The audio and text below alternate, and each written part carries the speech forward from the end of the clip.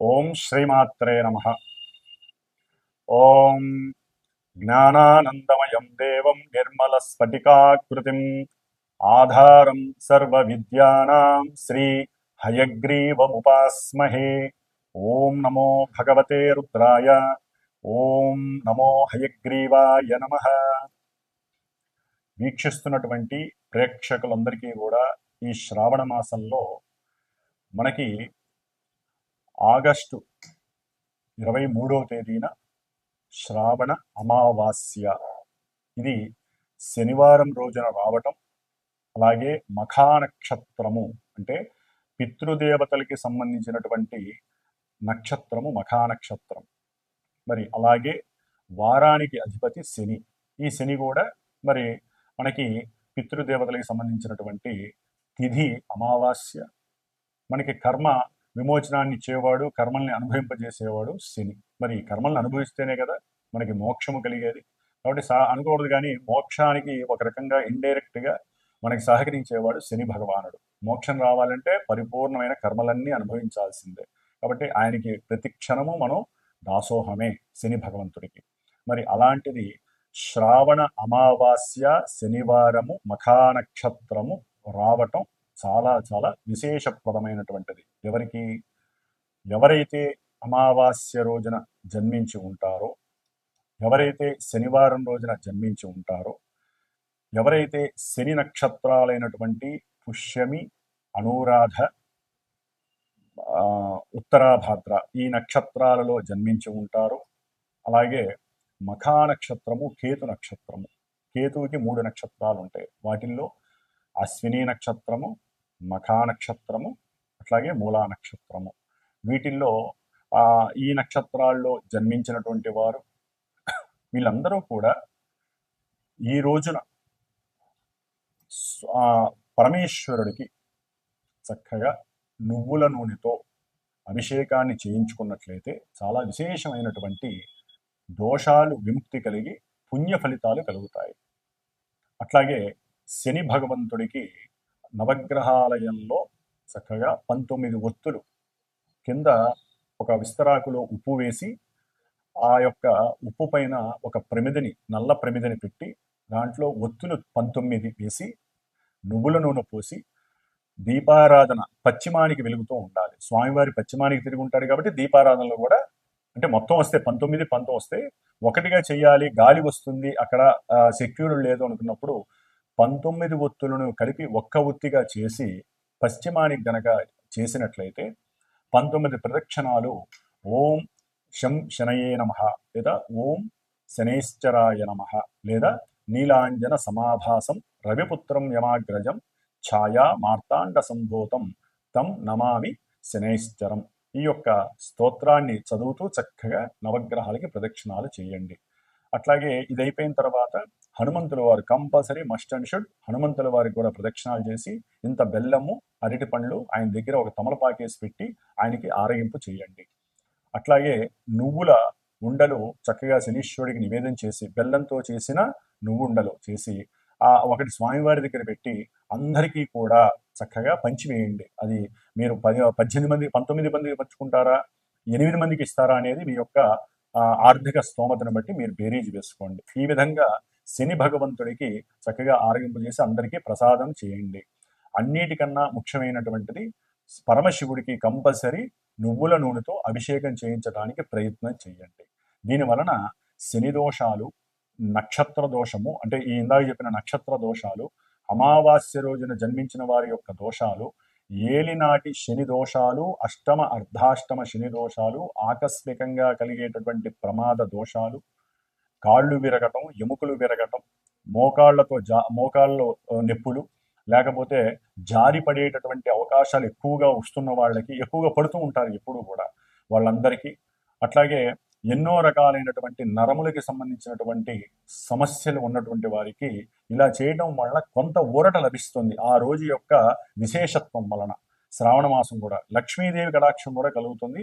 అది మీరు తర్వాత ఇంటికి వెళ్ళి చక్కగా అమ్మవారి లక్ష్మీ సహస్రనామం చేసుకోండి. శ్రావణ మాసం అమావాస్య కాబట్టి ఆ యొక్క విష్ణు సహస్రనామాన్ని, లక్ష్మీ సహస్రనామాన్ని కనుక నామపూర్వకంగా చేసుకున్నట్లయితే ఆ యొక్క అనుభవం చాలా గొప్పగా ఉంటుంది మీ ఇంట్లో. కాబట్టి ఈ విధంగా చేసుకోండి.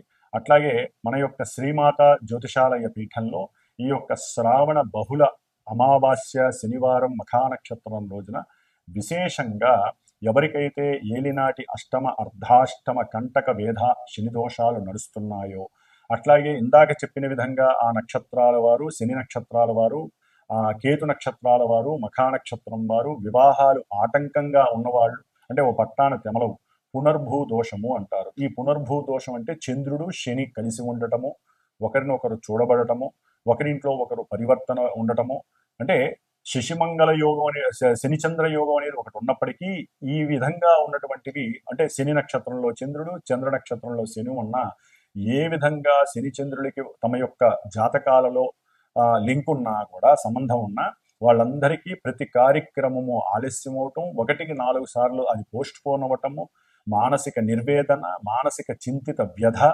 మనస్సులో రకరకాల వికార భావాలు, ఒక రకంగా చెప్పాలంటే ఎంత ఫాస్ట్గా మనసు వాళ్ళు చేద్దామనుకున్నా పూర్తి ఎగైనిస్ట్గా ఆలస్యంగా జరగటం, దాని వలన జరిగేటువంటి డిసప్పాయింట్మెంట్స్ వలన, అట్లాగే తల్లి యొక్క అనారోగ్య బాధలు, అట్లాగే ఇంకా ఎన్నో రకాలైనటువంటి సమస్యలు, ముఖ్యంగా వివాహపరంగా సమస్యలు అనుభవిస్తున్న వాళ్ళు, వివాహం ఎంత కాలమైనా వివాహం కాని వాళ్ళు జాతకరీత్యా కంపల్సరీ వీళ్ళకి శనిచంద్రుల యొక్క దోషం ఉంటుంది, జాతకంలో చూపించుకుంటే తెలుస్తుంది.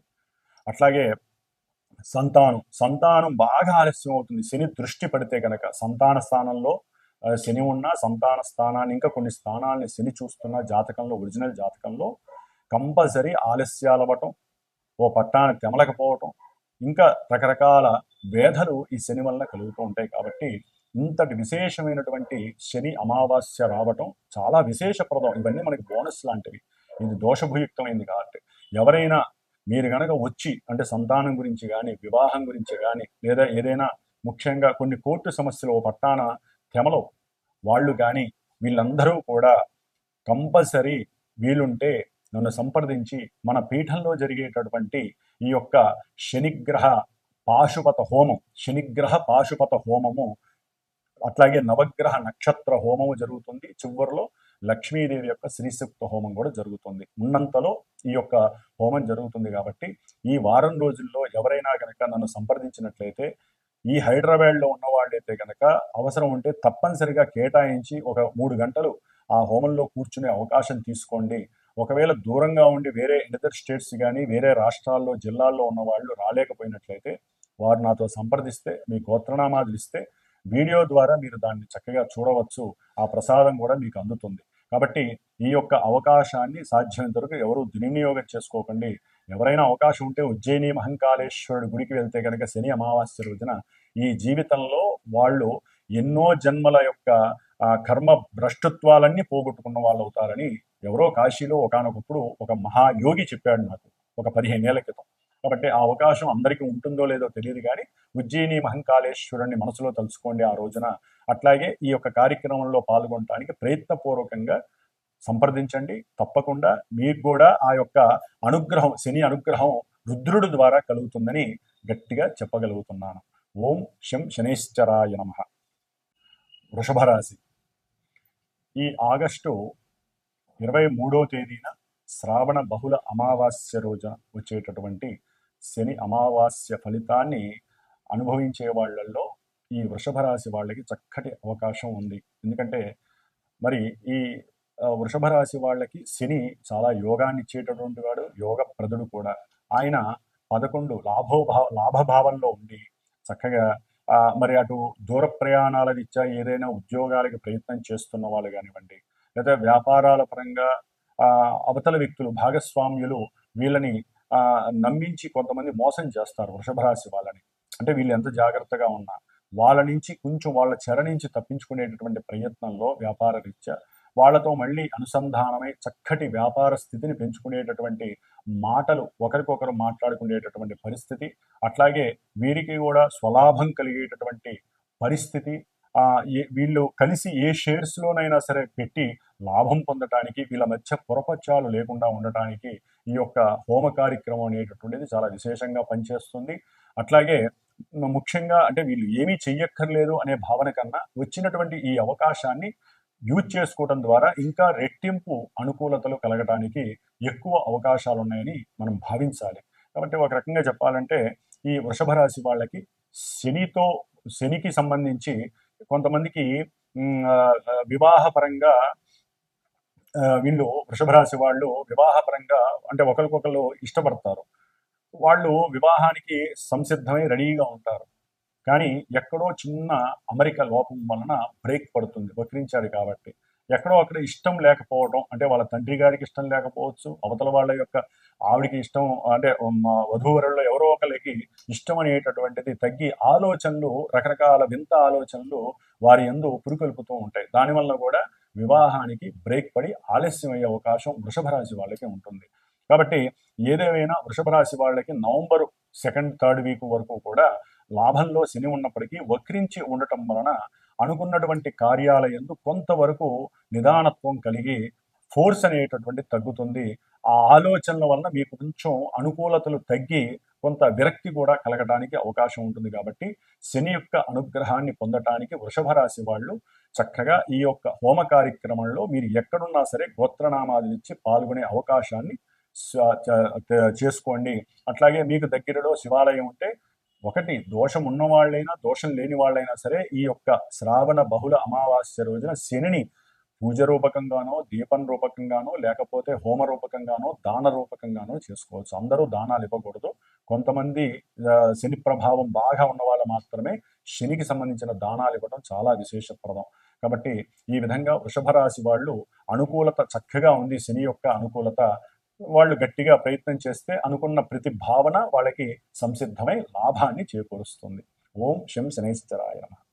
మరి ఈ ఆగస్టు 23వ తేదీన శనివారం అమావాస్య మఖానక్షత్రం రోజున వచ్చేటటువంటి శ్రావణ బహుళ అమావాస్య రోజున ఎవరైతే ఈ హోమ కార్యక్రమానికి డైరెక్ట్గా ప్రత్యక్షంగా వచ్చి కూర్చొని లేకపోతే చూసి కార్యక్రమాన్ని చేస్తారో, లేదా ఎవరైనా సరే పరోక్షంగా గోత్రనామాదులు ఇచ్చి ఒక కార్యక్రమంలో పాల్గొంటారో, రాలేని వాళ్ళు వచ్చేవాళ్ళు ఎవరైనా సరే చక్కగా ఒక బ్రాహ్మణ్ణి అక్కడ కూర్చోబెట్టి ఎవరికైతే ఈ ఏలినాటి అష్టమ అర్ధాష్టమ శనిగ్రహ దోషాలు, ఎవరికైతే ఇందాక నేను చెప్పినటువంటి దోషాలు ఉన్నటువంటి వాళ్ళు అనుభవిస్తున్నారో, అసలు ఎవరైనా సరేనండి, ఎవరైనా సరే దాన రూపకంగా కూడా ఏమేమి ఇవ్వాలి, ఇచ్చేటటువంటి ఒక బ్రాహ్మణి కూర్చోబెడతాను, చక్కగా సంకల్పం చెప్పి అక్కడే దానం కూడా ఇచ్చేసేసుకొని వెళ్ళిపోవచ్చు. శనిదానం.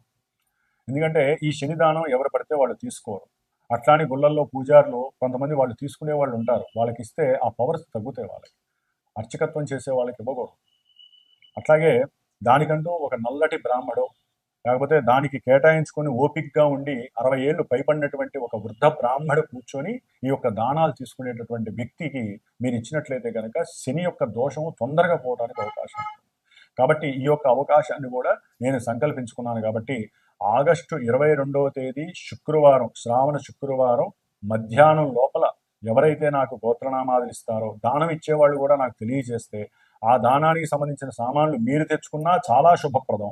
లేదా తేలేనటువంటి వాళ్ళకి నేను అన్ని ఏర్పాటు చేస్తాను, అక్కడ మీరు హోమం అయిన తర్వాత లేకపోతే హోమానికి ముందు ఒక సమయం కేటాయించుకొని ఆ సమయంలో మీరు ఆ బ్రాహ్మడికి దానం ఇచ్చేసేసి చక్కగా అక్కడ ఆ హోమాన్ని చేసుకున్నట్లయితే కనుక చక్కటి ఫలితం కలుగుతుంది. ఈ శని అమావాస్య రోజున శనిదానం నల్ల నువ్వులు అవన్నీ ఉంటాయి, నేను చెప్తాను. వాళ్ళందరూ అవి తెచ్చుకొని ఇవ్వచ్చు. లేదా అందుబాటులో వేరే ఊళ్ళో వాళ్ళు అక్కడ ఇచ్చుకోవాలనుకుంటే ఎవరైతే శనిదానాలు అదొక వృత్తిగా పెట్టుకొని చేస్తారో వారికి సంకల్పం చెప్పుకొని, మెయిన్ సంకల్పం చెప్పుకోవటంలోనే ఉంటుంది. కాబట్టి వచ్చే వాళ్ళకైతే నేను సంకల్పం చెప్పి ఇప్పిస్తాను ఆ సమయంలో.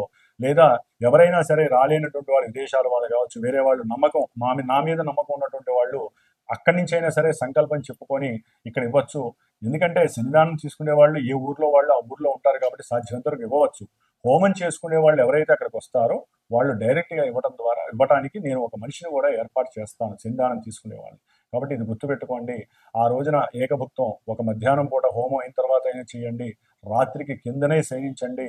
తప్పకుండా రాత్రిపూట మాత్రం ప్రదోష కాలంలో రుద్రాభిషేకం చేయించుకోవడం విశేషం. లేదా శ్రావణ బహుళ అమావాస్య సాయంత్రం కాబట్టి లక్ష్మీదేవి ఆరాధన చాలా పరమ ఉత్తమం. కాబట్టి ఈ యొక్క అవకాశాన్ని చక్కగా ఈ యొక్క వీడియో చూసిన వాళ్ళు ప్రతి ఒక్కళ్ళు దీన్ని యూజ్ చేసుకోండి. ఆ చేసిన హోమ భస్మం చాలా చాలా విశేషమైనటువంటి శక్తినిస్తుంది. ఎన్ని రోజులు వస్తే అన్ని రోజులు ఆ భస్మాన్ని ధరించవచ్చు. కాబట్టి ఈ యొక్క యోగాన్ని భోగంగా మార్చుకునే ప్రయత్నం మీ చేతుల్లోనే ఉంది. కాబట్టి ఇది తక్కువ అమౌంట్లోనే అందరికీ అందుబాటులో ఉంటుంది. విడిగా హోమం చేయాలంటే చాలా ఎక్కువ ఖర్చు ఉంటుంది. ఆ ప్రదేశం కూడా మనకి దొరక్కపోవచ్చు. కాబట్టి నా యొక్క పీఠంలో ఈ యొక్క విశేష కార్యక్రమాలు జరుగుతూనే ఉంటాయి. కాబట్టి ఈ యొక్క కార్యక్రమాన్ని మీరు కూడా తనివి తీరా చేసుకోండి. వచ్చి చేసుకోవచ్చు, లేదా ఫోన్ ద్వారా వీడియో ద్వారా చూసి తరించి మానసికంగా వ్యక్తిగతంగా ఆరోగ్యాన్ని మానసిక శక్తిని పెంచుకోవడానికి శని భగవానుడు మనకిచ్చేటటువంటి శుభప్రదమైనటువంటి అవకాశంగా భావించండి. ఓం శం శనైశ్చరాయ నమః. పరమేశ్వర అనుగ్రహ ప్రసాద సిద్ధిరస్తు.